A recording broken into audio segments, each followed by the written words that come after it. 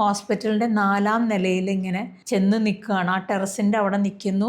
എന്താ ചെയ്യേണ്ടതെന്ന് അറിയാണ്ട് ഇങ്ങനെ ഒരു ബ്ലാങ്ക് ലുക്കായിട്ട് ചാടിയാലോ എന്ന് ആലോചിച്ചിങ്ങനെ നിൽക്കുന്നു. അങ്ങനെ നല്ല ഹെവി വെയിറ്റാണ്, ഏതാണ്ട് 90 കിലോളം വെയിറ്റ് ഉള്ളത് കൊണ്ട് ഈ 4-ാം നില സിസേറിയൻ്റെ 4-ാമത്തെ ദിവസം കയറാമെന്ന് അത്ര എളുപ്പമൊന്നുമല്ല.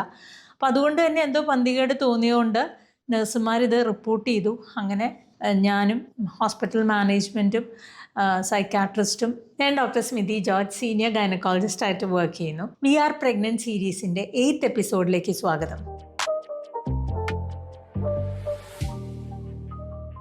ഇന്നത്തെ മെൻ്റൽ സ്ട്രെസ്സും അല്ലെങ്കിൽ മെൻ്റൽ ഹെൽത്തും ഗർഭിണികളും തമ്മിലുള്ള കണക്ഷൻ ഒത്തിരി ഇമ്പോർട്ടൻ്റ് ആണെന്നുള്ള ഒരു അനുഭവ കഥയാണ് ഞാനിവിടെ ഷെയർ ചെയ്യുന്നത്.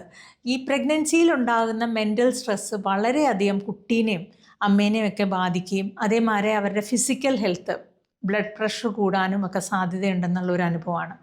അപ്പോൾ ഈ നമ്മുടെ കഥയിലെ കഥാപാത്രം ബെറ്റ്സിയാണ്.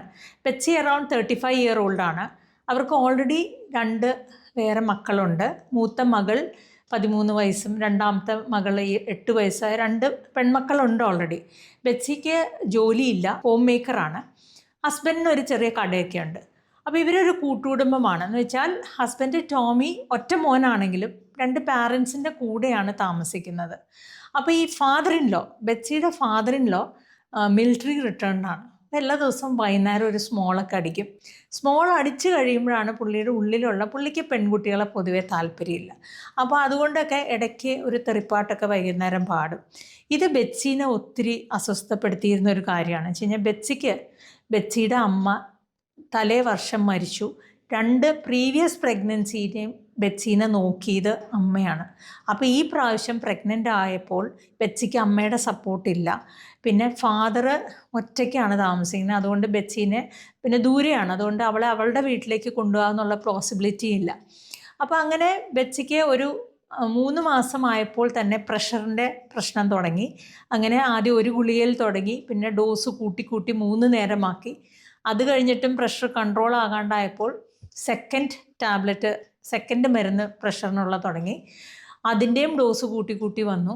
അങ്ങനെ ഒരു 36 ആഴ്ചയായപ്പോഴേക്കും, എന്ന് വെച്ചാൽ ഡ്യൂ ഡേറ്റിൻ്റെ 1 മാസം മുമ്പ് പ്രഷർ പെട്ടെന്ന് നന്നായിട്ട് കൂടി. അങ്ങനെ പെട്ടെന്ന് എമർജൻസി സിസേറിയൻ ചെയ്യേണ്ടി വന്നു. അപ്പോൾ ഈ ബെറ്റ്സിയുടെ മനസ്സിലുള്ള ഏറ്റവും വലിയ സ്ട്രെസ് എന്താണെന്ന് വെച്ചാൽ, ഫാദർ ഇൻ ലോയ്ക്ക് പെൺകുട്ടീനെ ഇഷ്ടമല്ല. ഈ 3-ാമത്തെ കുട്ടി ജനിച്ചതും പെൺകുട്ടി തന്നെയാണ്. അപ്പോൾ ആ പെൺകുട്ടീനെയും കൊണ്ട് എങ്ങനെയാണ് ഈ ഫാദർ ലോയുടെ വീട്ടിലേക്ക് തിരിച്ചു ചെല്ലുക എന്നുള്ളൊരു വലിയ പ്രശ്നം ഇവളുടെ മനസ്സിൽ പ്രഗ്നൻ്റ് ആയപ്പോൾ മുതലേ ഉണ്ട്. ഇത് ഭർത്താവിനോട് നമ്മൾ കമ്മ്യൂണിക്കേറ്റ് ചെയ്തെങ്കിലും ടോമി ഒരു വളരെ സോഫ്റ്റ് ആയിട്ടുള്ളൊരു മനുഷ്യനാണ്. അങ്ങേര് ഫാദർ പറയണതിന് എതിർത്തൊന്നും ഇത്രയും വർഷത്തിൽ പറഞ്ഞിട്ടില്ല. അപ്പോൾ ഫാദർ എന്തു പറയണോ അത് കേൾക്കുക എന്നുള്ളൊരു രീതിയാണ് ടോമിന്. അപ്പോൾ അങ്ങനെ ഒരു സിറ്റുവേഷനിൽ സിസേറിയൻ കഴിഞ്ഞ് 4-ാമത്തെ ദിവസം ഒരു ദിവസം നേഴ്സസ് നോക്കുമ്പോൾ ഇവർ ഹോസ്പിറ്റലിൻ്റെ 4-ാം നിലയിൽ ഇങ്ങനെ ചെന്ന് നിൽക്കുകയാണ്. ആ ടെറസിൻ്റെ അവിടെ നിൽക്കുന്നു.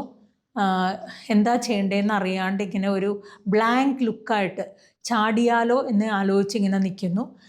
അങ്ങനെ നല്ല ഹെവി വെയിറ്റാണ്, ഏതാണ്ട് 90 കിലോളം വെയിറ്റ് ഉള്ളത് കൊണ്ട് ഈ 4-ാം നില സിസേറിയൻ്റെ 4-ാമത്തെ ദിവസം കയറാമെന്ന് അത്ര എളുപ്പമൊന്നുമല്ല.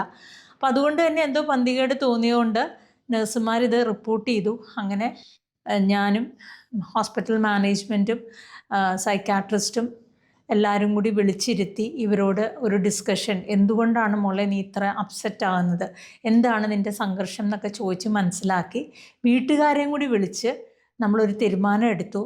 ഇനി ഈ കുട്ടീനെയും കൊണ്ട് തിരിച്ച് ആ കൂട്ടുകുടുംബത്തിലേക്ക് ചെല്ലണ്ട, അടുത്തുള്ള ഒരു വാടക വീടെടുത്ത് അവിടെ സ്വസ്ഥമായിട്ട് ജീവിക്കാം എന്നുള്ളൊരു ഡിസിഷനിലേക്ക് അങ്ങനെ നമ്മളൊരു പോസിറ്റീവ് ഇൻ്റർവെൻഷൻ ആ കുടുംബത്തിലേക്ക് കൊണ്ടുവരികയും അവളുടെ ആ ഒരു മെൻ്റൽ സ്ട്രെസ്സിന് വളരെ റിലീഫ് ഉണ്ടാകുകയും ചെയ്തു.